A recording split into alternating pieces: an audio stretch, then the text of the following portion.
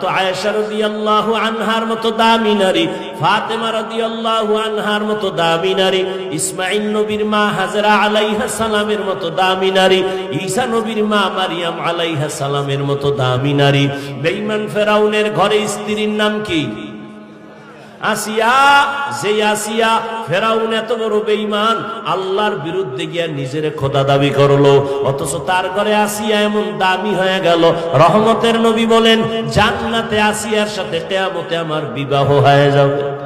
আরে আম্মা জান, আপনার স্বামী তো ফেরাউনের মতো খারাপ না।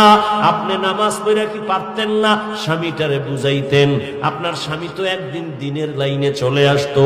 আপনি যদি স্বামীকে বুঝাইতেন, স্বামী মা বাবার মায়ার ঘর ছাইরা চলে আসছি তোমার কাছে, না খাইয়া থাকলেও আসি, খাইয়া থাকলেও আসি, তবে তোমার কাছে আমার জীবনের দাবি, জীবনে কোনোদিন অন্যায় অবৈধ হারাম টাকা ঘরে আনবা না।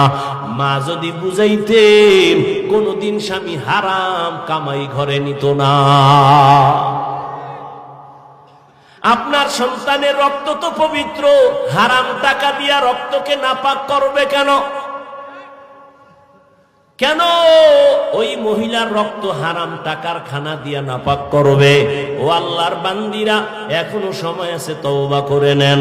যুবক বাবারা তওবা করে নাও। জীবনে মা বাবার সাথে বেয়াদবি করে বরদোয়া নিবা না, উলামায়ে কেরামের দোয়া নিয়ে চলবা। মুরব্বী ওস্তাদ যারা, শিক্ষকের দোয়া নিয়ে চলবা। 5 বেলার নামাজ পড়বা, নবীর তরিকায় চলবা।